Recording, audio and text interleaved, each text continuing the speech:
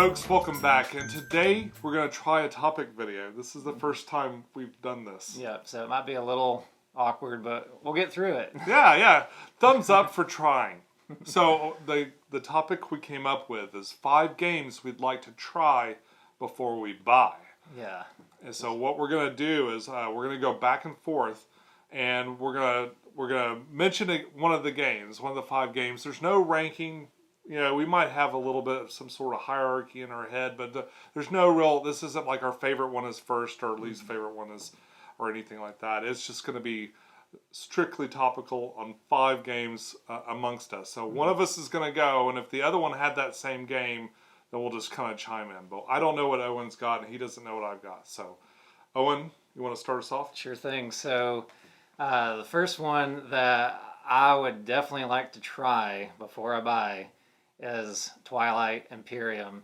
So everybody probably knows what Twilight Imperium is. You've heard people talk about it. It's this massive game that you've got to play for 8 hours or so at a time. You have to kind of set your whole day for it, and it looks awesome. Now I've played Eclipse, and I love Eclipse, but that's kind of compared to Twilight Imperium because people say that it's Is that one that's like in the same universe, or is that a different game? It's not in the same universe, but it's like a more manageable version of Twilight Imperium that can be played in like 3.5 to 4 hours, something like that. A short, long game, then. Yeah, but I find it very doable, and if you're playing it as a 2-player game, which it doesn't really shine as a 2-player, I still love it as a 2-player game just because I really like the mechanics of that.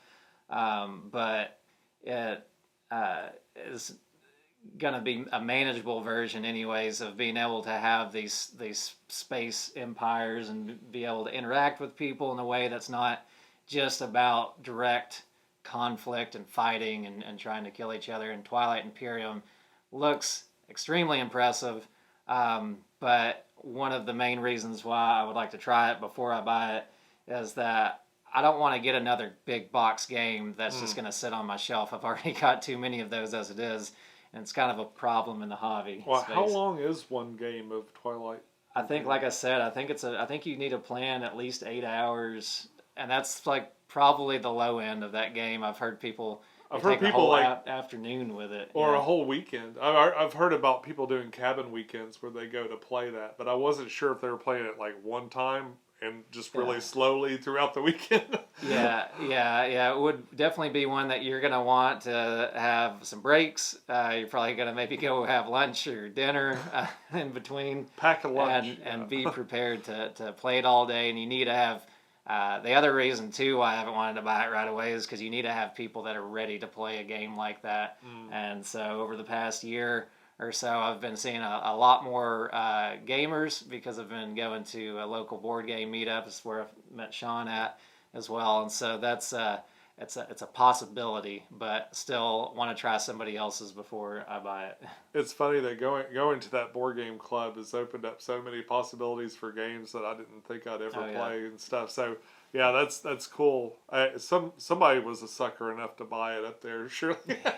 Yeah. No, definitely there are people that play it, but it's just one of those. That games. wasn't on my list, but that's a great one. That's definitely one that, like, if you ever do find somebody to play it, I'll join you too. I don't want to buy it either. Yeah. Tell your significant other, spouse that you're going to be gone for the maybe the weekend. I think it's like a good value if you do play it. It is, because boy, that's a lot of time. I mean, it's a big game. It's not that expensive for what it is either. 9 hours of movies, it costs you a lot more than that game. Yeah. All right. So my first one, this one's kind of basic, but Ark Nova. Oh yeah, I have that game. So, you do have it? Yeah. So I should bring it over and all right. play So it. I'm in good. Yeah, I'm in good shape. So that's one that's like, I want it, but I'm not sure if I want it because I keep hearing people talk about it. Yeah. Because when I look at it, I go, Yeah, It reminds me, what it reminds me of just visually as I look at it online is that we used to get these cards when I was a kid. You could mail off, and every month they'd send you all these little index cards with animals on them. and little Oh, yeah. facts, Yeah. and you put them in a little file of facts and stuff. Yeah. Well, you know, And that's exactly what whatever they look keeps like. you entertained. Yeah. So when you're a little kid, you have this little file of facts of animals and stuff. It was Yeah. like some Discovery. Well, they didn't have a Discovery Channel back then. There was no cable. I think it's a gorgeous game. I've only played it once solo though, so it's a big game to get out. And some people have referred to it as like the terraforming zoo or something instead of terraforming Mars. Yeah. Because it has kind of a similar play with the cards, and it just looks really complicated at first, and it's not gonna be apparent the first time you play it, like what you're doing, what strategy you're going for. You're gonna have to kind of play through it once in order to even know what the heck the game is trying to get you to do, and then you're gonna have to be like, okay, now I gotta sit down and play this again in order to really get it out. But I would be excited to actually play it again. Would you? Yeah, I think it's really neat. Definitely has the theme works really well in it. So you've got a zoo that you're creating, and you are managing the zoo in a way that's not just putting animals in little square cages. You're actually interacting with the zoos and these organizations while you're doing it, and trying to get points outside of like in these like conservation programs and things like that too. So well, there's so many there's so many people that love this game. It's like difficult to ignore it anymore. Yeah. You know, it's like it's really hard. But my opinions aren't necessarily. I don't like my opinions being just like pushed that way. But I have a feeling that when I play it, I'm going to be like, oh, I really like it. Or that's my expectation anyway. But it didn't bring me enough to buy. I think the box also is so large, and I've run out of space. It is a big box, yeah. I just started buying these things like pretty heavy in 2018, and this room is just busting at the seams already. Yeah. I mean, and it's okay with the insert and whatnot. So you've got little trays and stuff to hold a lot of your pieces. It could still use a little additional insert along with it, so there's that too. And then it's, but yeah, I think it's a great game. So. Yeah. All right, what's your next one? So next one up would be Frostpunk. Oh, that is also on my list. Is it on your? It's on your list. Yeah. Okay, cool. So we found one that we both have. So I have played a tiny bit of the video game, which I think Frostpunk was originally the video game before it was a board game. Yeah. And I'd watched a little bit of videos early on. I think I'd seen Quackalope do a little bit of the some plays, like live streaming kind of plays over the internet with it. It looks complicated. I think the theme is really cool. I think, you'd probably totally dig the theme too, right? Because it's kind of got that... Frostpocalypse, snowpocalypse. Yeah. It's cold. It's got like DEI. It's the future. So, Yeah. Very different game, I'm sure, than DEI. And Last Aurora. I already have... That's kind of why I didn't get it, is like I've already kind of leaned in. It was between Dead of Winter... The Last Aurora and DEI. I've kind of really got a lot of snow-themed apocalyptic things. Yeah, it's getting to be that way with the Ice Age theme too. It's starting to do that, where you're starting to see all these Ice Age cavemen themes. But I love the idea of having like a civilization that you're building up, kind of that.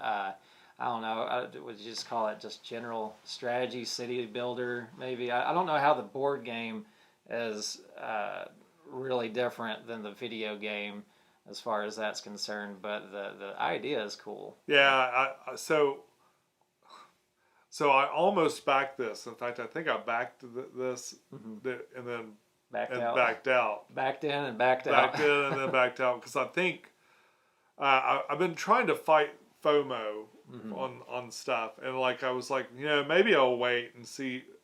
I'll just buy that after it delivers if I still want it. It's called maturing in your board game hobby. Well, it's funny, as you run out of space, you're kind of like, I could go to Disney instead, You got crap I need to get rid of, But so what I really wanted out of that game are these extra components, like the little buildings.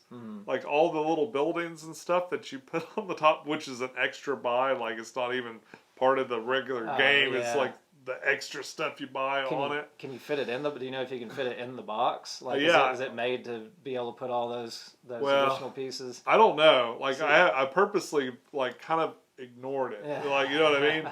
But this is definitely one that I'll have to be sold. Like I really need to know that I would like the game, and the game seems like it's like a sort of a snow agricola. I don't I don't think it's anything similar to those two, like mechanically, but it's like a very punishing. I imagine there's going to be just like punishing event after punishing event, and you have to probably, like, your little decisions make a huge difference, so you have to be really careful with how you play it out. Yeah, it doesn't seem like one my wife would like at all, and it doesn't like I would be completely buying it because I thought the little buildings were neat. Yeah, and well, he's a buildings guy, so that's perhaps not the best way to buy. So I bought like Sky City instead, or one of this other one instead. But if I see somebody pull that out, I'm definitely going to try to jump into it because it does look neat. The theme is very neat. If you live nearby Knoxville and looking for two people to try to play Frostpunk with you, bring it over. We're ready. All right, so I guess it would be your turn. Yeah. This is like a less expensive one. Pendulum. Pendulum, yeah. Yeah, is that the one that do you have a timer on it? Yeah, they got sand timers. Yeah, definitely would want to play that one before I bought it myself. And you know what's funny is I watched a bunch of reviews. I was like, people are gonna hate it. Yeah. They didn't hate it. Yeah, no, I think it'd be great to pull out, like, if you have one person that's got AP really bad, just to screw with them. If they're like, if they drive you, it's a real time game. So it'd probably be good to push on me, right? Because they're like, that one's not going to win this. But you've got you've got a leg timer, right? And you're a sand timer or whatever that you're flipping up and having to do all your choices. It could be fun. I would definitely try it. Yeah. Yeah, I mean, it seems like. Now, what's the actual theme of it though? I'm not even sure. Yeah, I think I saw the sand timers and I just checked out. Yeah. And then I was like, but I kind of put it like a little, like a footnote in there. Like anything that comes out, like I've liked it to some degree. Just about everything that's come out of Stonemaier. Yeah. I haven't tried that Red Rising one. Yeah, they made that too, didn't they? Yeah, I haven't tried that one, but I've liked so many of the other games that I'm kind of like, oh, that looks kind of neat. It's very colorful. And Red Rising's a lot of fun. I really liked it a lot. It got me to read the books, and I thought the books were amazing. I ended up listening to all of the books after that because I'm more of an audio book guy. I'm not a good reader, but I did listen to all. I love the books. Ashley was making fun of me because I was literally sitting in the room with the lights not even hardly on, and I had my speaker just going, and I'm just sitting there quietly listening to this audiobook playing, which I never do with them before that, so it's one to check out. But I do have it, so maybe that could be another one. But Pendulum though, that's I did look up that theme, but I can't remember exactly what it's all about. But like you said though, just knowing that it's a well-received game that's made by a well-received company. Yeah. Well, I know it's a real-time game of some sort, and I remember when it first came out, I was watching. I think I watched a couple of videos on the mechanics, and it looks fun. It looks fun to me, but I like a lot of games, and and I'm always like, well, is this going to be one that I'm able to get out and play with people? And it didn't seem like it. So yeah, well, it didn't seem like one I could ever play it on my own. Okay, so the next one that I would definitely like to try before I buy is Pandemic Legacy. I've looked at the original Pandemic. I know they've got all the different series out. I actually have what is it? Why am I saying? I got Warhammer stuck in my head. What's the big online game that everybody Warcraft? Warcraft. Yeah, they did they did Warcraft version of Pandemic. And I bought it. I read all the rules. I was almost going to play it, and then I ended up having other games that ended up pushing it down in a pile, and so it's on the shelf of shame. I mean, as it is right now. But that looks like somewhat of a basic game, you know, like the Pandemic series and the idea with it. I know some people like hate it because they think it's just like this mass produced thing that's not really got a whole lot of depth to it. I don't know, but I know the Pandemic Legacy was so well received for a long time. It was really pushing up there for quite a while. I think it was like number 2 for quite a while. It wasn't even one of the first Legacy games, but I think it was among the first of those that type of game, because they had like Risk Legacy came out at the same time. Yeah. Around the same time. They're both Rob Daviau. Yeah. I think did he do both of those? I'm not familiar enough with the that whole series and the creators and everything of it to know that, but yeah, I think like I usually shy away from Legacy games because I'm one of those people that like if there's things that could be destroyed, like the little score trackers and things like that, usually I'd never touch them, or I'll print a copy of it off and use that instead. Because I'm always thinking maybe I'm going to sell the game and it's going to be more pristine if I don't have. Because you buy, it's always going to feel like a used game even if one of those pieces is ripped off or But so buying a game and knowing that I'm going to tear up things in it or cause it to not be able to be played through from the beginning immediately makes me a little detracted from it. But at this point again in the hobby, I know I've got so many games that it's like I haven't even played through all of the content once, and it's like, why not just go ahead and try out a Legacy game? I've got a Betrayal Legacy still in the shrink wrap over there. The same kind of thing. It's like, it feels how much decadent. How much Betrayal can one really play too? So it's like But, I've got the regular version, and we played it like 3 times, and it was pretty fun. But nobody's begging me to play that one. Yeah. All right, my next one is Claustrophobia 1643. Yeah, I'm not familiar with that. Yeah. Haven't even heard of it. This is a game, it's another game, kind of, I'm not too certain how this one plays or anything, but it has some amazing miniatures. Oh, yeah. And I will buy a game for the miniatures and then, maybe use them for that or use them for something else. So... Or I say I will, and then I just build it and I paint it, and then that's it. Is it like a horror theme kind of thing going on with it, or? Yes, it's kind of this. It's I think it's sort of a dungeon crawler game. Okay. And it's been well received by a number of people. Like I keep hearing. It's another one I keep hearing people talk about. But it was, I think, when I went to go buy it, it was a little bit more than I felt comfortable spending on, just miniatures and stuff. And just because I thought the miniatures looked cool. And it's a theme that I didn't think I'd really get to the table a whole lot here at home. But now I'm kind of looking at it a little bit again, and I'd definitely like to play it and see if it's something I could fall in love with, because it looks like something I would like a lot. Well, I always like a dungeon crawler. Sometimes they can all kind of get to where they feel like they're. I got really big into sword and sorcery when I was first getting into the hobby, and so with that, it's just another one of those sprawling dungeon crawlers, and then it's kind of made, like, I love the game, but it has kind of made me a little bit wary about getting another sprawling dungeon crawler. Is this more compact, do you know? Or do you know if it's like, it's not like a big crazy campaign, or? No, I don't think it's like a Frosthaven sort of like on and on and on kind of campaign. Like, the dungeon that never ends. It just keeps going and going. But lately when I look at that, like I'm looking over at Hellboy now, and I've got enough Hellboy to play. We could play every day for the next 4 years. And even mix it up and play different things, because it's got like that little thing that automates, the different, so. Well, you gotta appreciate, people are usually spending an inordinate amount of their life creating these big games, and so they really want to pour a lot into them. And sometimes it is hard to want to get something that you gotta live somebody's whole life's work. Yeah. And try to play through the whole thing.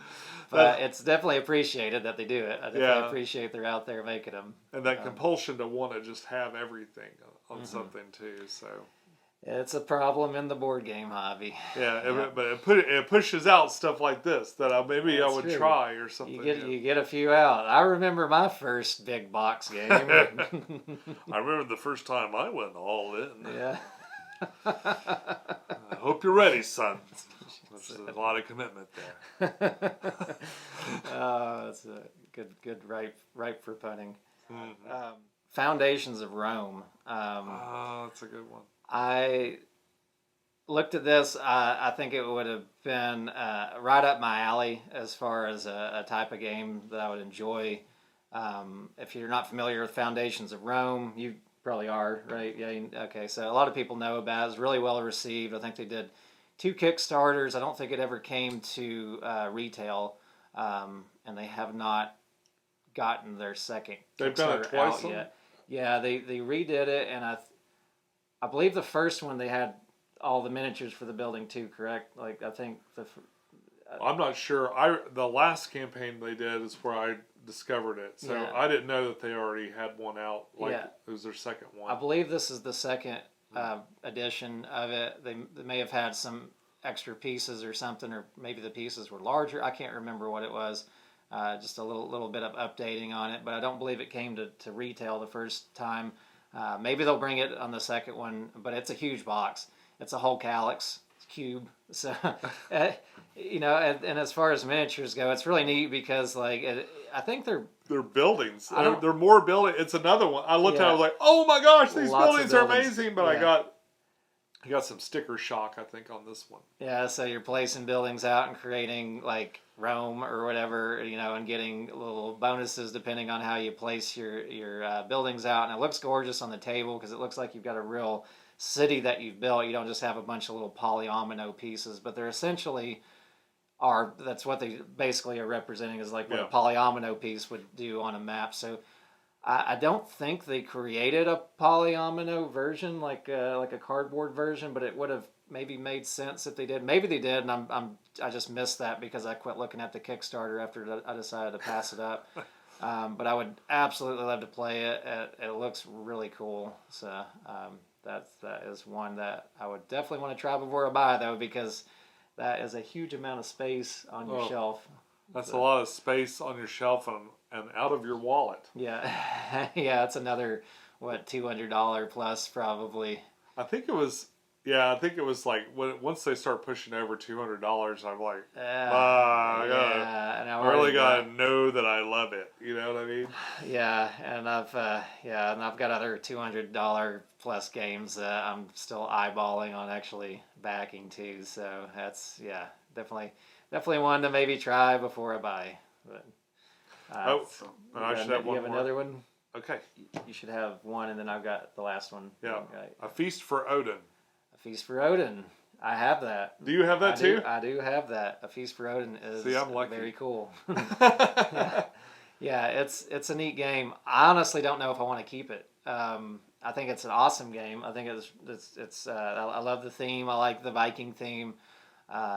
It's UA Rosenberg. So if you're not familiar with UA Rosenberg, it's a UA Rosenberg game. Complicated Euro specialist, right? Yeah. Well, what is it that really attracted you to want to play? Yeah, you played Agricola. Yeah, so that's one of his games, right? That's one of his games, and it's kind of got some. Well, some like even Agricola, like it didn't seem as bad as it seemed like something I grew to understand it. Like I wasn't so scared of it. So a lot of people had talked about that game and how punishing it is and how difficult it is and stuff, but it didn't seem that difficult to me. But of course, I did not win. But I'm used to that. Yeah. That's not a big deal for me. I had fun playing it at our game club and stuff. Yeah. So there's a lot of them like that I don't mind playing, but I don't want to teach it. Yeah. And like so many, if I buy a game, then I'm obligated to learn how to play it. Unless he buys it too. Yeah. And Paolo, the fella who taught it to us, I think he's just an excellent instruction he's really good. He's really good at giving rules. I'd love to get him on video just to do role videos because he's so articulate and well said. But yeah, it made learning the game a whole lot easier because there's some dryness and having to. Now, one of the things about Feast for Odin is that I would say more so than that than Agricola even is that you just have so many choices. They're all out there on the table. You're looking at all these different options that you can do, and it's kind of hard to like go where do I begin or what am I going to try to do. You have this huge smattering of choices, and as you're playing through that though, you get to feel like you're really taking care of a group of Vikings. You have to feed them. That's where the name of Feast for Odin. You're always having to set yourself up to have enough food to be able to keep up with all your people. Otherwise, you get these little negative point markers for the end of the game. But there's a lot of neat things. You really kind of feel like you're actually going out and sending these guys off to hunt, and there's a little bit of a luck mechanic with the hunting, and you're going whaling and stuff like that. So you feel like you're dealing with a big group of Vikings. So it's fun. I'll have to bring it by sometime. Yeah, but it's definitely bring it by and let's play it before you sell it. Yeah, maybe I'll buy it. Yeah, it'll probably it's one of those ones that's like I feel like I'm not going to play it enough to keep it, but I do really like the game. So it's just in one of those spaces. But, yeah. Then you can teach me, and I won't have to just learn on my own. I'll have to relearn to teach you. That's fun. You just spent a couple of hours reading the rule book. Yeah. I'll then condense it down real quick. So the last one that we're going to go over today is Pax Pamir. So Pax Pamir, if I'm saying that correctly. Or is it Pax Palmer or Pax? It's Pamir, I think, is yeah. So I don't know what Pax means. You hear Pax in front of things sometimes, and I don't know what Pax means something. But it's made by the same guys that do Root and that did Oath. I can't remember what's Leader Games. Leader Games, yeah. I think it's Leader. It's at least Leader, the same designer, or both. So. Yeah, and Pax Pamir, from what I remember of looking into that, was that you are like, I think it's set in like Afghanistan or somewhere like that, and you're doing, you're trying to do like, you're dealing with like economy and trading. Meanwhile, you've got all of these other world powers that are kind of affecting what they're like influencing you, or you're influencing them and your relations with it. It's really well received, but it's also like those other later games, they're well received, but they're kind of complicated. They're not for everybody. I think that one was more received than Oath was. Yeah. Oath tended to be a little love it or hate it kind of a game, and I have Oath sitting on my bookshelf, and I have not got into that yet either. So that alone puts me on the edge about wanting to actually purchase another leader styled game, but. I think it looks pretty. I don't know. What do you think for the? Well, I've heard a lot of people talk about it and stuff. I don't know much about that game. Yeah. Like there wasn't. I didn't. I guess its table presence didn't pull me in immediately, so I haven't researched it much. But I definitely have heard it, and I've seen it on the shelves and stuff before too, and thought, oh, that's the one people talk about. But it's one of those art styles that you may find endearing or not. It's like somewhat simple. I think it's really pretty. It's kind of got that like kind of simplistic kind of prettiness to it. Yeah, it's not like it's not just overly flamboyant or anything. I think even the mat I want to say is like cloth or something. It's something weird, like you roll it out like a little. Carpet rug. If I remember right, I may be just botching all of these these details because it's one of those games. I really looked into it at one point. It was really hard to find at a decent price, and then I just kind of quit looking at it because I got caught up with a bunch of other stuff as it goes. So. Well, ultimately, these games did not lead us to purchase them, but it doesn't mean that they're not decent games. Yeah. And I'm sure that be sure to leave a comment down below if we've mentioned something that we absolutely should put up higher on our list. Mm-hmm. That's all we got for you today. If you like this video, be sure to click like and click subscribe. We'd love to see you again. We'll be back soon with more videos. Enjoy your games, and we'll see you soon. Take care.